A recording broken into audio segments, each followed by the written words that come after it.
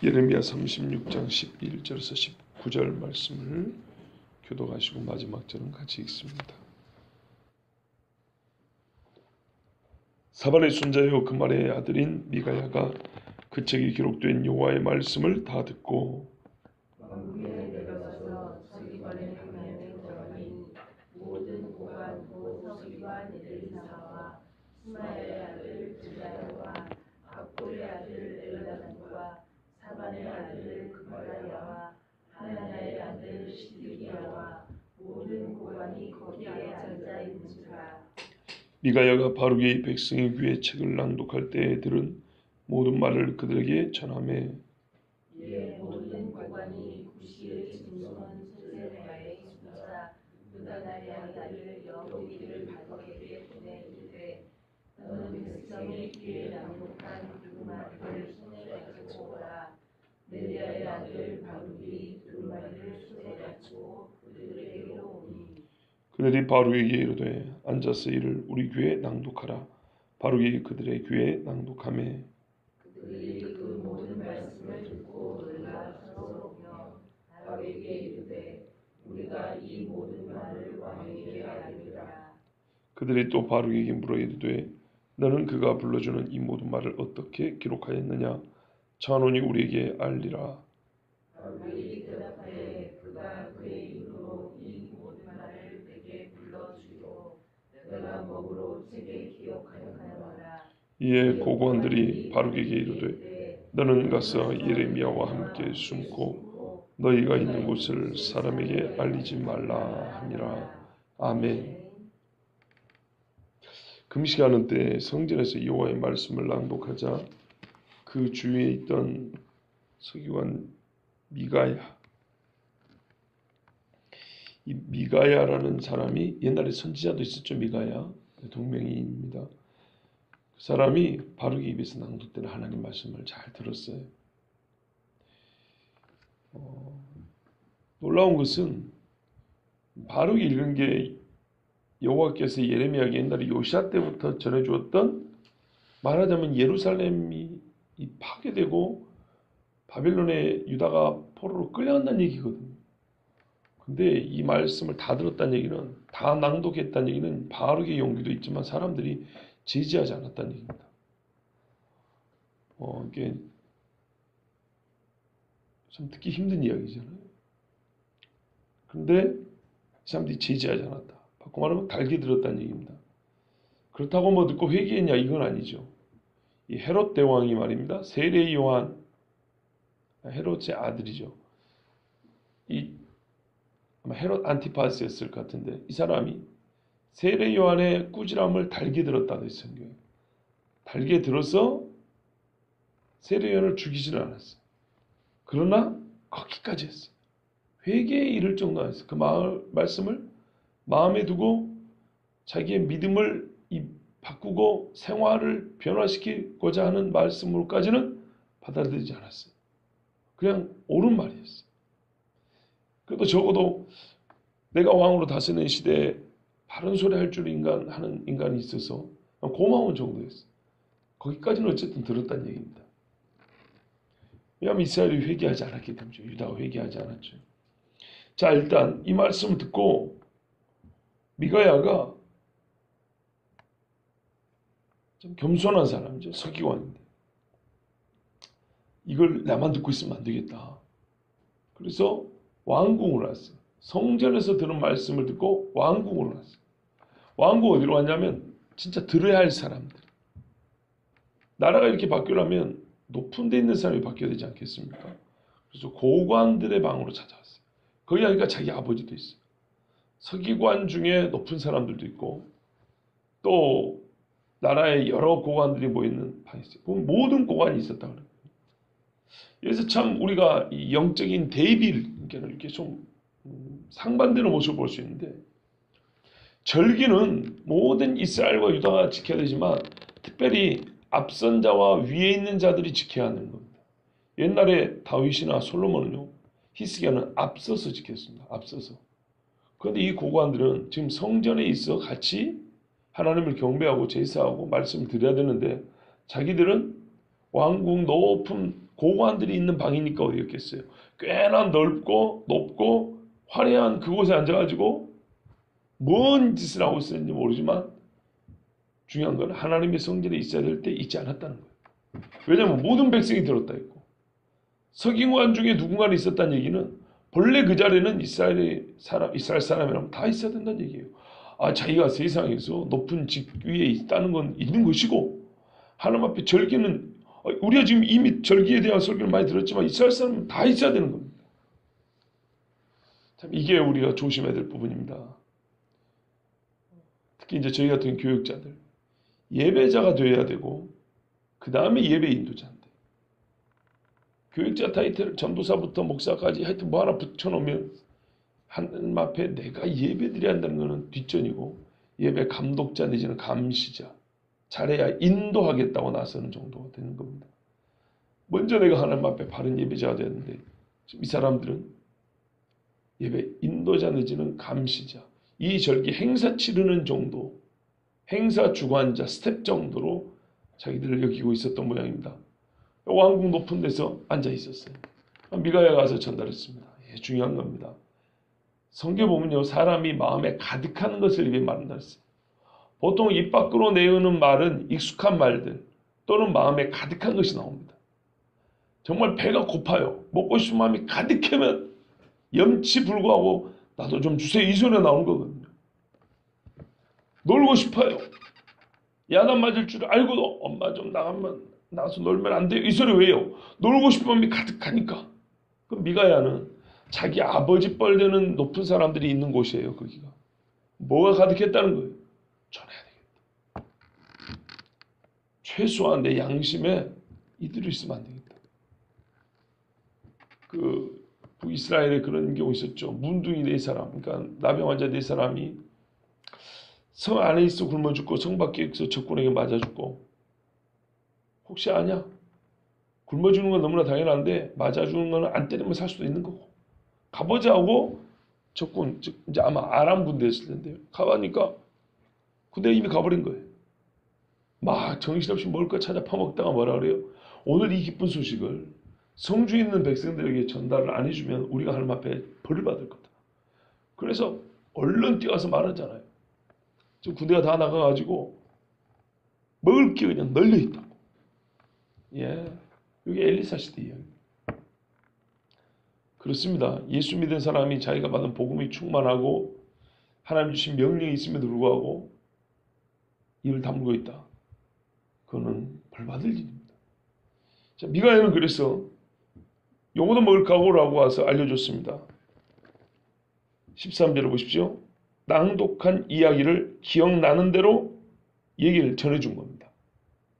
예레미야가 바룩이라는 이 서기관 하나를 불러가지고 이렇게 옛날 요시야 왕 때부터 우리 선왕 때부터 이렇게 하나님 앞에 받은 말씀인데 우리는 그걸 지금까지 몰랐다고. 이대로 될 것 같으면 큰일 아닙니까 하고 이제 정신 차려 한다고 아마 모르겠어요. 정신 차려 한 말까지 쓰면 맞았을지 모르니까 하여튼 들어볼 필요가 있다고 막 얘기를 했어요. 그러니까 14절에 보시면 모든 고관이 있었는데 그 중에 한 사람을 보냈어요. 여우디라는 사람을 아마 젊은 사람이었겠죠. 너 여우디 너 가서 바룩을 좀 데리고 와라. 그리고 바룩이 아까 미가야가 전해주는 대로 보니까 예루살렘 성전에서 지금 뭔가를 읽었다고 하는데 그 두루마리 그대로 가져와서 우리한테 한번 읽으라고 해라. 명령할 수 있는 높은 사람들이잖아요. 그래서 이 여우디가 갑니다. 그리고 바룩을 데리고 왔습니다. 바룩이 두루마리를 손에 가지고 그 데리고 왔다. 이거는 예레미야를 통해서 주신 말씀이죠. 자, 바룩을 쉽게 찾았단 말은 바룩이 지금 어디에 있다는 얘기죠?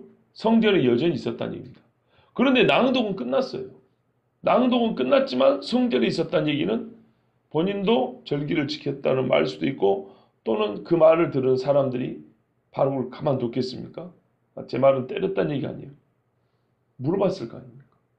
지금 당신이 읽은 이야기가 그 사실이냐? 그 내용이 뭐냐 도대체? 진짜로 우리가 망한다니 이 영적인 관심, 또는 영적인 긴장 또는 영적인 각성을 한 사람들은 물어봤을 겁니다. 그래서 바룩이 거기서 아마 대답하고 있는 중에 있을 겁니다. 그렇지 않으면 낭독 끝났으면 가야죠. 지금 낭독을 다 듣고 왕궁까지 가서 전달을 하고 전달을 한 후에 한 사람이 다시 성전에 와서 바룩에게 가자 했는데 그때까지 있었다는 얘기 아닙니까? 아마 질문에 답변하는 중이었을 가능성이 큽니다. 바룩이 불려왔습니다. 그리고 사람들이 이렇게 말합니다. 너 앉아서, 자, 의자 하나 줄 테니까 앉아서 아까 성전에서 낭독했다는 그거 우리에게 한번 낭독해봐라. 그래서 바룩이 낭독을 했습니다.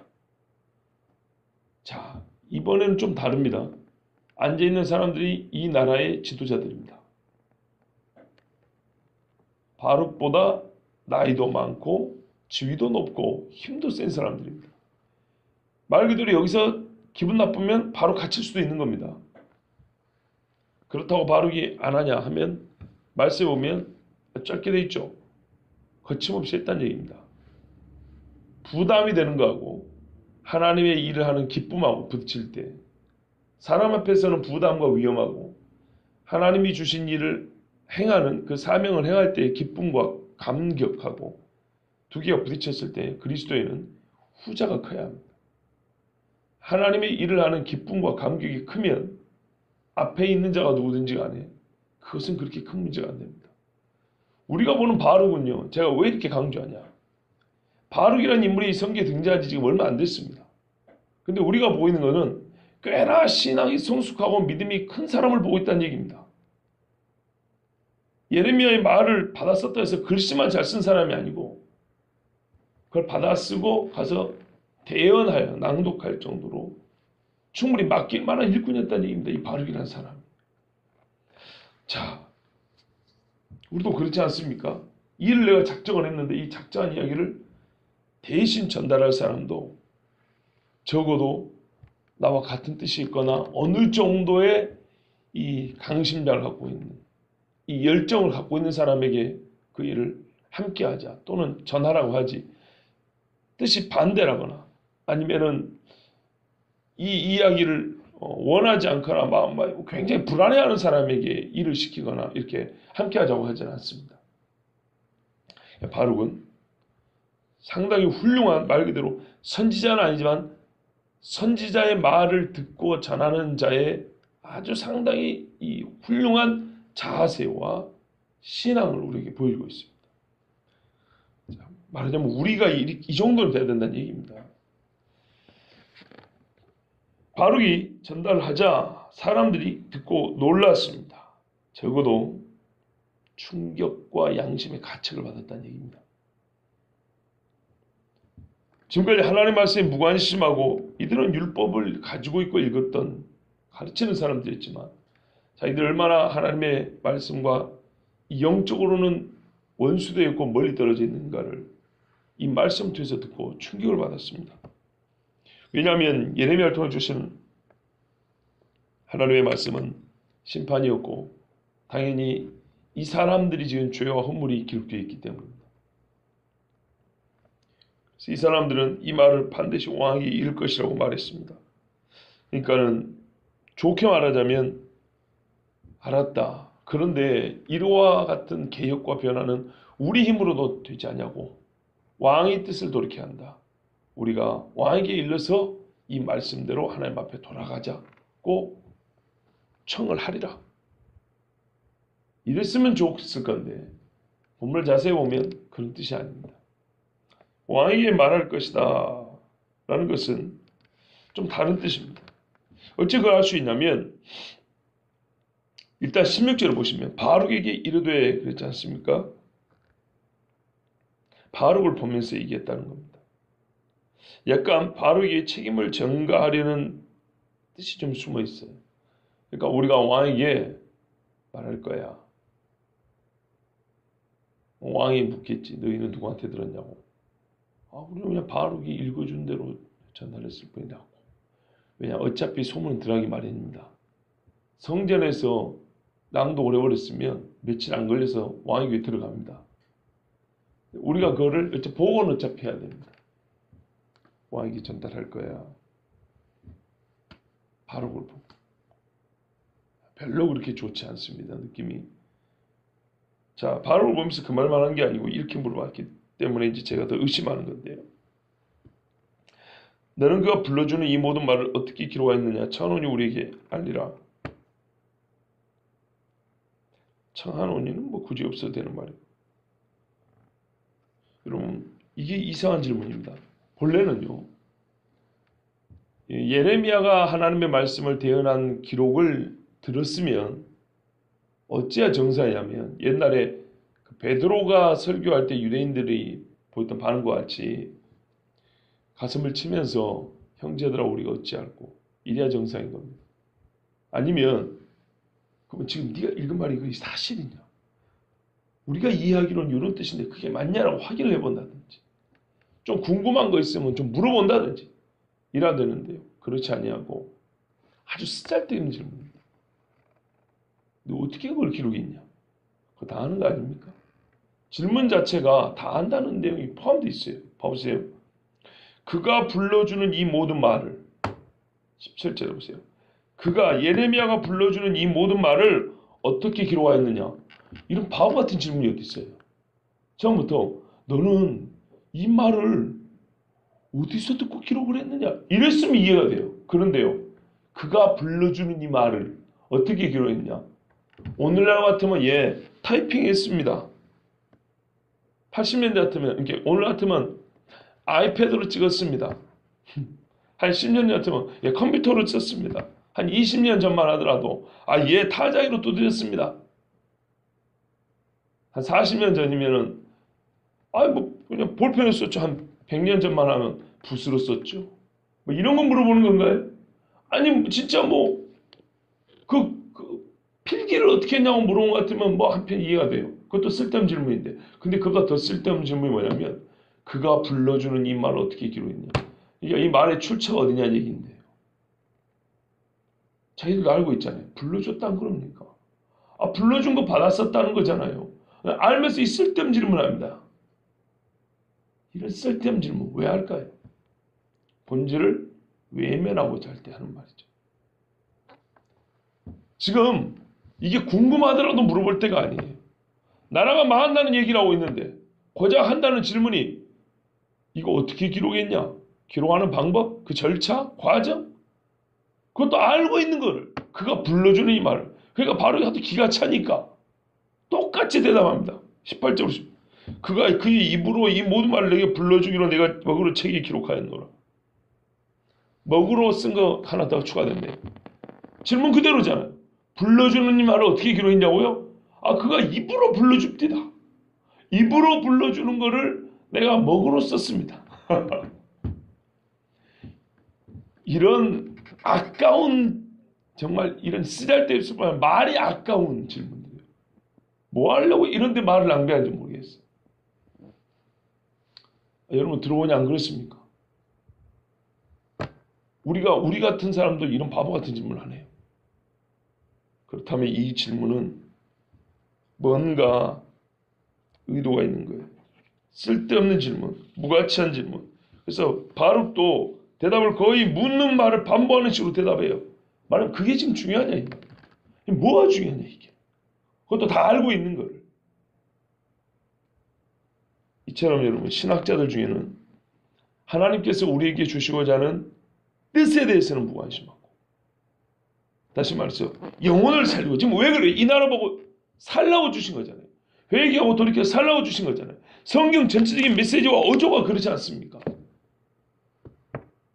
잘하는 자에게는 복을, 죄 짓는 자에게는 경고를, 회개하지 않는 자에게는 심판을, 믿는 자에게는 안식을 약속하고 있지 않습니까? 결국에는 우리 영혼에 관한 문제란 말이에요. 그런데 신학자들도 하나님이 우리 영혼을 살리고 하나님을 알게 하는데 그런데 관심 있는 연구를 하고 그것을 가르쳐야 되는데 쓸데없이 성경이 어떻게 전승되었는가, 어떤 양식으로 기록되었는가, 어디에서 한 쪼가리 저기서 한 쪼가리 어떻게 편집이 되었는가, 문체는 어떠한가, 이걸 분명히 바울이 썼다 하는데도 내가 보기엔 바울이 쓴 것 같지 않은데 하는 이런 헛소리. 꼭 이런 식의 문제를 제기해가지고 이따만한 두꺼운 책을 만들어 놓고 비싸게 팔아먹고 학생들을 혼란에 빠뜨리고, 그래서 우리 신학생들이 자주적인 목소리로 신대원 졸업할 때쯤 되면은 믿음을 거의 잃고 나오는다는 식의 그런 농담도 만들어냅니다. 왜요?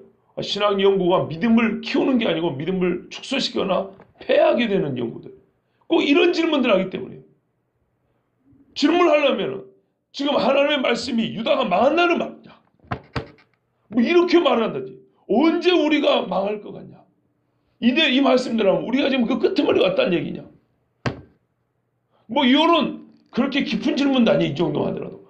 그래도 명백하게 중요한 질문을 우리가 할 수 있잖아요. 그런데 네가 어떻게 받았었냐고? 이게 지금 뭔 상관이야 이 질문. 근데 이와 같은 질문을 신학자들이 많이 해요. 그것을 주로 신학교에서 배워요. 그래서 신학교에 가면 성경을 잘 안 봅니다. 안 봐요. 한 줄을 읽어놓고 쓸데없는 거 묻고 대답 아니라고. 제가 신학교육을 다 폄하하는 건 아닙니다. 그러나 이와 같은 쓸데없는 질문은 하나라도 있어서는 안 되는 겁니다. 원래. 그래 여러분, 이건 우리 신앙생활에도 있어 그래. 이 위선적인 자들은 마치 자기들이 예레미야나 바룩을 생각해 주는 것처럼 가서 숨고 너희가 있는 곳을 알리지 말라고 했습니다. 19절에 보세요. 이게 배려한 거였어요. 여호야김 왕의 반응이 뻔하다는 거죠. 우리가 아는 여호야김 왕은 반드시 너희를 잡아 죽일 거다는 얘기입니다. 그러면 아까 제가 별로 그렇게 하나님의 말씀을 귀담아 듣지 않은 것 같다 했는데 이 정도 되면은 예레미야하고 바룩을 숨겨주고 살려주니까 배려해 주는 거 위하여 그러니까 말씀을 어느 정도는 잘 들은 거 아니겠습니까? 이렇게 반문할 수 있지만 24절 봐보세요. 나중에 왕에게 들려준 다음에 왕과 그의 신하들이 이 모든 말을 듣고도 두려워하거나 자기들 옷을 찢지 아니하였고 거의 대부분의 사람들이 마음에 동함이 없었어요. 이 사람들도 마음에 동함이 있었던 게 아니다 그 말입니다. 근데 어떻게 이렇게 생각해 주는 말이 있을까요? 이게 생각해 주는 말이 아니에요. 자기들의 부담, 자기들의 불쾌함, 자기들이 마땅해야 되는 의무를 외면하고 싶을 때 이런 식의 말을 합니다. 여러분 이런 말 해본 적 없으세요? 듣고 보니 내가 움직여야 될 문제예요. 내가 상당히 부담이 돼요. 내가 상당히 거리껴요. 근데 이거 이대로 있어서는 안 될 일이에요. 근데 내가 하고 싶지는 않아요. 내가 하고 싶지 않은 것을 드러내고 싶지도 않아요. 어떤 정당한 구실을 만들어서 돌려가고 싶어요. 피하고 싶어요. 그럴 때 뭐라 그래요? 내가 듣기에는 참 좋은데 나도 그 비슷한 마음인데 다른 사람들은 이러고 돌아간다고요. 잘못하면 너 요거도 먹는다. 괜히 그 사람들을 이렇게 불스러 만들까 봐 걱정된다. 그냥 조금만 좀 자고 있어. 조용히 있어. 이게 진짜로 생각해서 하는 말일 수도 있어요. 그런데 진짜로 그런 경우가 있기 때문에 가짜인 경우도 둘러대기 좋은 거죠. 실제로 그런 경우 한 번도 없다면 이거 가짜로 될 수도 없잖아요. 예, 싫다는 얘기니까.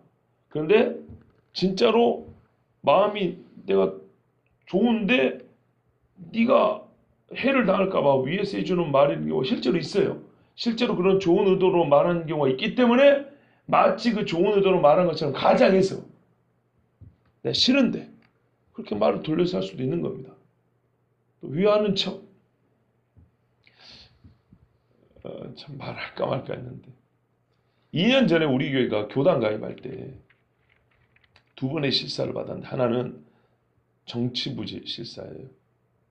그러니까는 이제 교회법적 절차에 문제 없는가 보러 오는 거예요. 그게 그 다음에 교회 재산관리위원회예요.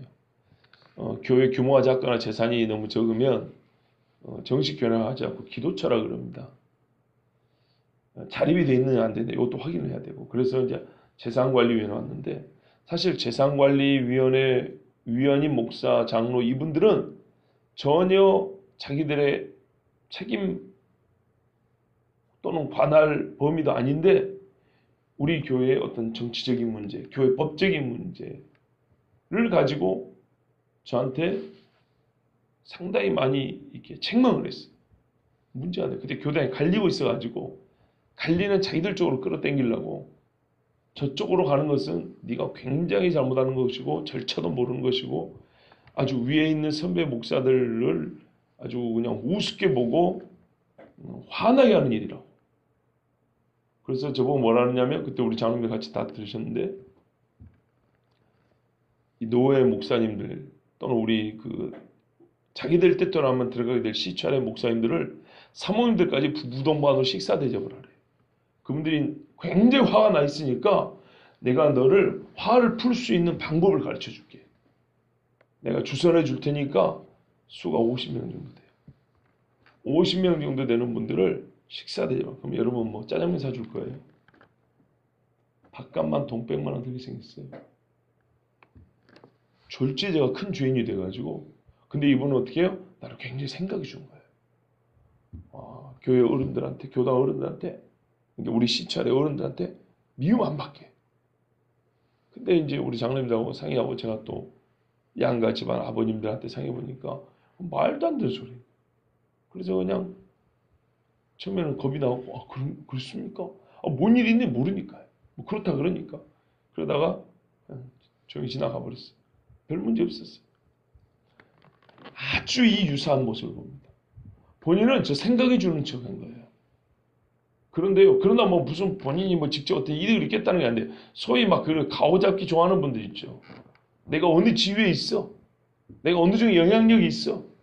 내가 너 좀 뒤 좀 봐줄게. 막 그러면서 어려운 거 있을 때 우리 한 목사를 우리가 도와줄 수 있는 사람은 우리밖에 없다. 뭐 이런 식이요. 처음 봤는데. 그러면서 근데 말이지 이 교단이 갈리는데 왜 그쪽으로 왔어? 이쪽으로 와야 정상인데 막 그러면서 너희 막 이제 처음에 잘 몰라서 그런데 그러면서 지금 선배 목사들이 화가 나고 그런 건방진 놈이 어딨냐고 그러니까 화를 풀 수 있는 방법을 가르쳐요. 사실 이거는 꼭 자기 같은 사람 한두 명 이야기예요.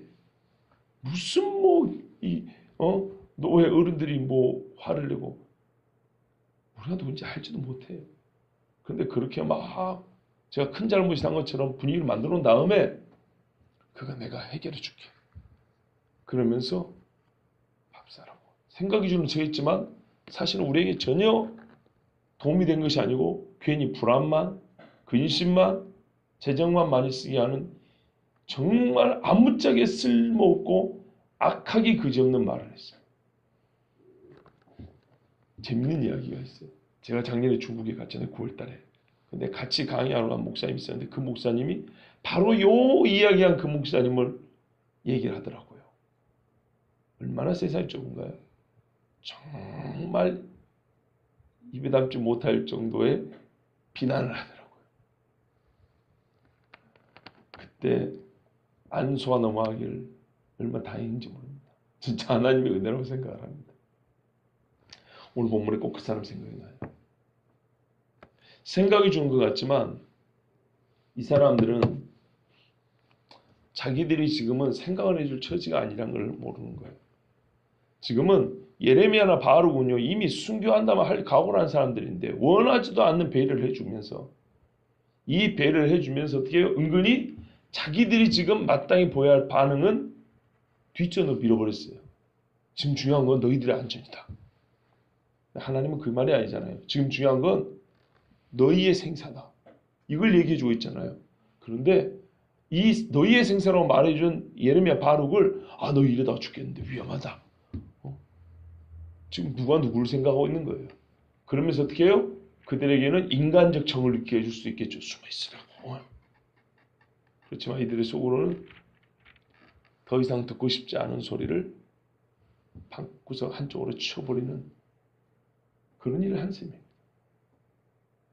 그 마음의 부담감을 예레미야 바룩이 눈에 보이지 않으므로 더 이상 그들에 비해서 말이 나오지 않게 하므로 자기들의 마음에서도 부담을 지어버리고 우리 하던 대로 살아가 봅시다. 얘기나 합시다. 뭐 꼭 그런 식입니다. 잘못하면 예레미야 바룩은 우리 굉장히 생각이 주는 사람. 여차하면 죽을 뻔했는데 이럴 수도 있겠죠. 그런데 예레미야가 그렇게 어리석게 속아갈 사람은 아닙니다. 속아 넘어갈 사람은 아니에요. 그래요. 우리도 마치 말하는 자의 말에 동의하는 것처럼 그렇게 또 생각해 주는 것처럼 하지만 실제는 자기 마음에도 불쾌하고 받아들이고 싶지 않음을 감추고 말하는 자를 위한 척하고 말할 때가 있어요. 그리고 그때 내가 들은 말이 지금 유다의 고관들이 들었던 것과 같이 하나님의 말씀이라면 스스로를 어둠 속에 던져버리는 꼴과 같은 행위를 한 것이라는 것. 꼭 아시고 이제부터는 최소한 들은 바에 양심과 신앙이 동하는 대로 대답하고 행해야 합니다. 우리의 실제 생활을 말할 것 같으면 제가 여호와의 말씀을 여러분에게 대언하고 증거할 때 우리의 양심과 신앙에 움직임이 있으면, 즉 속에서 움직임이 있으면 그 속에서 움직이는 대로 몸이 움직여야 해요. 그것이 좀 나에게 부담이 되고 괴롭고 듣기 싫은 소리를 할지라도 그것이 사는 길입니다. 왜냐하면 내가 작자고 오늘은 흔들려야지, 오늘은 꼼짝 안 하고 있어야지, 그래서 그런 게 아니고 속에서 자동적으로 움직인다는 겁니까? 그래서 반드시 행동으로 움직여야 합니다. 그런데 그렇지 아니하고 그것은 뒤로 밀어놓고 그 부담스러운 사람들에게 들키고 싶지 않아서 그럼 뒤쳐놓고 금세 저를 생각해 주는 것처럼 그렇게 여러분 서로 대화를 한다거나, 아니 우리는 다 들은데 자꾸 목사님 미움받으면 어떡해, 이런 소리는 안 해주셔도 됩니다. 그걸 걱정하면 그런 설교 안 합니다. 진짜 중요한 거는 하나님의 말씀이 그러하다 하면 순종하는 겁니다. 그러라고 전하는 것이지 제 생각이 나라고 전하는 것이 아닙니다. 예레미야나 바룩도 자기들을 위해 달라고 전한 것이 아닙니다. 이 말씀을 듣고 또 악인의 손에서 보호해 주려고 해준 말 같으면 얼마나 고맙습니까?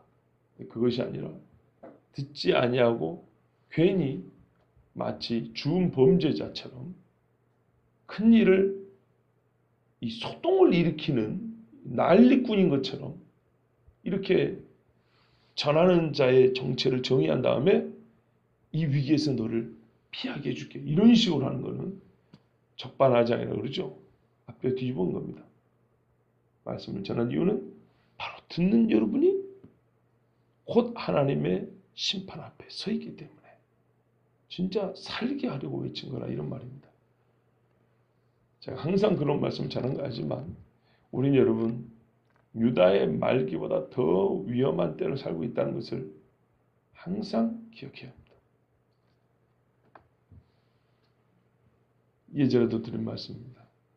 대한민국 금요일 밤 11시쯤 되어서 전국의 집 뚜껑을 다 한번 열어보십시오. 대한민국 금요일 밤 11시에 모든 건물과 집들과 행사장의 이 지붕을 다 뜯어 올려가지고 그 속을 들여다본 다음에 과연 그 자리에서 하나님이 불로 벼락을 때린다 한들 할 말이 있겠습니까?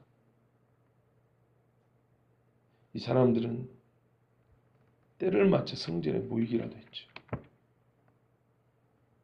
우리는 이때보다 훨씬 더 위험한 시대를 살고 있고, 그리고 여러분 옛날에는 군사가 몰려온다는 소리를 저기서부터 들으면 며칠 걸리죠. 지금은 버튼 하나 누르면 끝난다, 안 그럽니까? 몇 분이면 불바다가 됩니다. 무슨 북한이 선전하는 이야기를 100% 받아들이지 않는다 하더라도 현대 전쟁의 모습이 그렇지 않습니까? 그런데도 불구하고 진짜 중요한 메시지를 빼버리고 아무짝에 쓸모없는 질문들을 가지고 뱅글뱅글 돌리는 것은 정말 얼마나 하나님의 백성답지 못한 모습인지 모릅니다. 그리고 그것이 신학교에서부터 자행되고 있으니 심히 괴롭고 안타깝습니다. 자, 바룩과 같은 신앙 본받아야겠습니다. 유다의 고관들과 같은 신앙 버려야겠습니다. 지금은 그 어느 때보다도 이 두 가지 신앙, 상반된 신앙이 서로 간에 마치 날선 검들처럼 마주보고 있는, 진짜 믿는 자는 믿는 거고 안 믿는 자는 안 믿는 극단의 신앙을 보여주고 있는 시대를 살고 있습니다.